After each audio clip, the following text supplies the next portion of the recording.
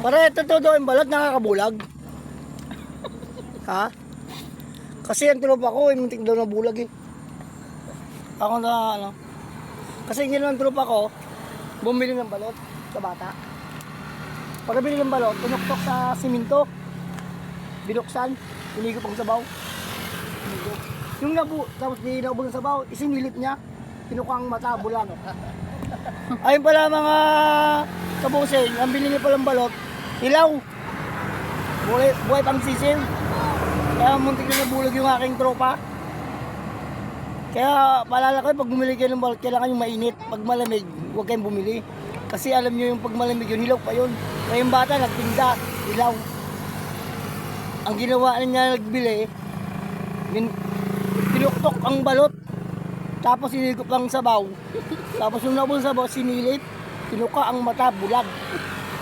Ayun pala sa mga kabusin, huwag kayong bumili ng hilaw na balot. Maraming pala salamat sa mga follower ko dyan. Huwag kayo manawang manood ng video ko. Marami kayong mapapanood. Shoutout na rin po sa inyong lahat.